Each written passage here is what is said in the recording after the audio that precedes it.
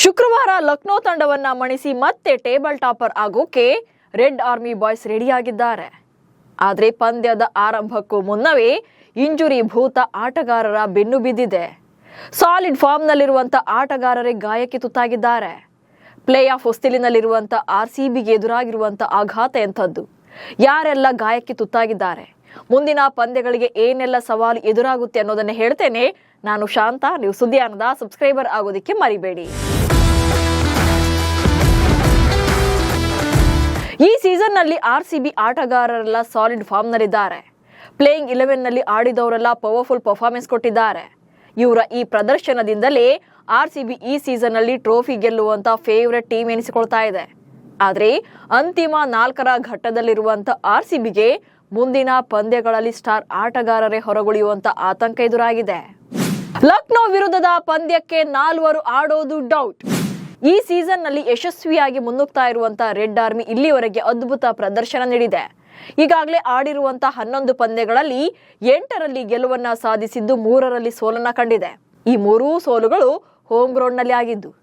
16 ಅಂಕಗಳೊಂದಿಗೆ points table ನಲ್ಲಿ 2ನೇ ಸ್ಥಾನದಲ್ಲಿರುವಂತಹ Bengaluru boys play ಆಫ್ಗೆ ಬಹುತೇಕ ತಮ್ಮ ಸ್ಥಾನವನ್ನ ಫಿಕ್ಸ್ ಮಾಡಿಕೊಂಡಿದ್ದಾರೆ.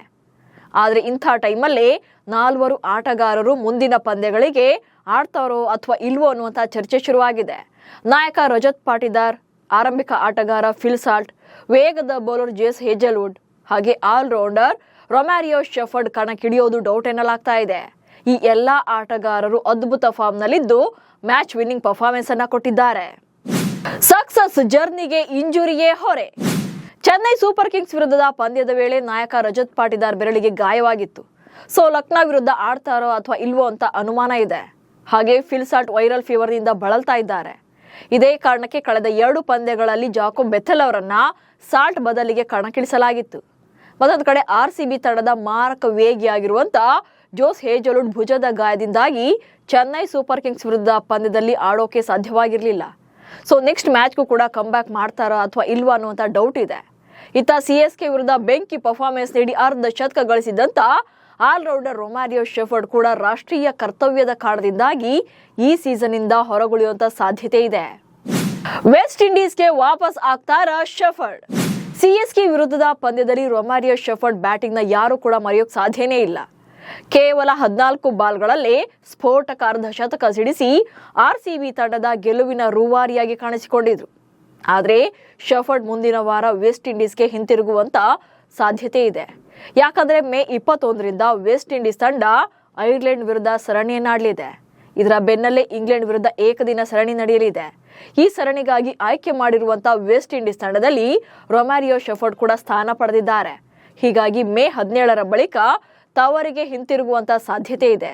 ಆರ್ಸಿಬಿ ತಂಡ ತನ್ನ ಕೊನೆಯ ಲೀಗ್ ಪಂದ್ಯವನ್ನ ಮೇ 17ರಂದು ಕೋಲ್ಕತ್ತಾ ವಿರುದ್ಧ ಆಡಲಿದೆ. ಈ ಪಂದ್ಯದ ಬಳಿಕ ಶೆಫರ್ಡ್ ರಾಷ್ಟ್ರೀಯ ತಂಡವನ್ನ ಸೇರಿಕೊಳ್ಳುವಂತ ಸಾಧ್ಯತೆ ಇದೆ. ಹಾಗೆ ಕೆರೆಬಿಯನ್ ದ್ವೀಪಕ್ಕೆ ವಾಪಸ್ ಆಗಬಹುದು. ಹೀಗಾಗಿ ಆರ್ಸಿಬಿಯ ಪ್ಲೇ ಆಫ್ ಮ್ಯಾಚ್ಗಳಲ್ಲಿ ಶೆಫರ್ಡ್ ಆಡೋದು ಡೌಟ್ ಇದೆ. ಪಡಿಕಲ್ ರೂಲ್ಡ್ ಔಟ್, ಮಯಾಂಕ್ ಇನ್.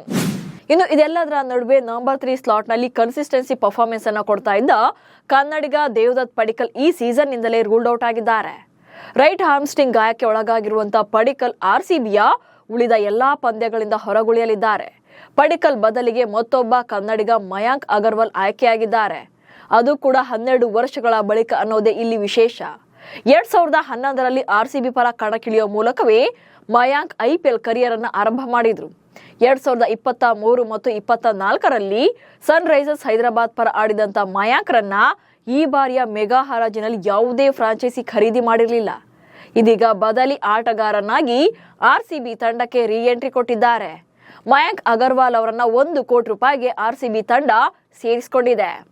ಇನ್ನು ಲಕ್ನೋ ವಿರುದ್ಧದ ಪಂದ್ಯದಲ್ಲಿ ಫಿಲ್ ಸಾಲ್ಟ್ ಮತ್ತು ಜೋಸ್ ಹೇಜಲ್ವುಡ್ ಕಂಬ್ಯಾಕ್ ಬಗ್ಗೆ ಆರ್ಸಿಬಿಯ ಬ್ಯಾಟಿಂಗ್ ಕೋಚ್ ಮತ್ತು ಮೆಂಟರ್ ಆಗಿರುವಂತ ದಿನೇಶ್ ಕಾರ್ತಿಕ್ ಅವರು ಮಾಹಿತಿಯನ್ನು ಕೊಟ್ಟಿದ್ದಾರೆ. ಶುಕ್ರವಾರದ ಪಂದ್ಯಕ್ಕೆ ಸಾಲ್ಟ್ ಮತ್ತು ಜೋಶ್ ಕಂಬ್ಯಾಕ್ ಮಾಡಬಹುದಿದ್ದಾರೆ. ಆದ್ರೆ ಕನ್ಫರ್ಮ್ ಆಗಿ ಯಾವುದನ್ನು ಕೂಡ ಕ್ಲಿಯರ್ ಮಾಡಿಲ್ಲ. ಒಟ್ಟಲ್ಲಿ ಪಾಯಿಂಟ್ಸ್ ಟೇಬಲ್ ನಲ್ಲಿ ಟಾಪ್ ನಲ್ಲೇ ಇರುವಂತ ರಾಯಲ್ ಚಾಲೆಂಜರ್ಸ್ ಬೆಂಗಳೂರು ತಂಡ ಲೀಗ್ ಹಂತದಲ್ಲಿ ಇನ್ನೂ 3 ಪಂದ್ಯಗಳನ್ನು ಆಡಬೇಕಿದೆ. ಆಲ್ಮೋಸ್ಟ್ ಅಂತಿಮ 4ರ ಘಟ್ಟಕ್ಕೆ ಕಾಲಿಟ್ಟಿದ್ದು ಮುಂದಿನ ಮ್ಯಾಚ್ಗಳೇ ಮೋಸ್ಟ್ ಇಂಪಾರ್ಟೆಂಟ್ ಆಗಲಿವೆ. ಆದಷ್ಟು ಬೇಗ ಇಂಜುರಿಗೆ ಒಳಗಾಗಿರೋರೆಲ್ಲ ರಿಕವರ್ ಆಗಲೇಬೇಕಿದೆ. ಇವರಲ್ಲಿ ಒಬ್ರು ಇಲ್ಲ ಅಂದ್ರೂ ಕೂಡ ಟೀಮ್ ಬ್ಯಾಲೆನ್ಸ್ ಮಿಸ್ ಆಗುತ್ತೆ. ನಮಸ್ಕಾರ.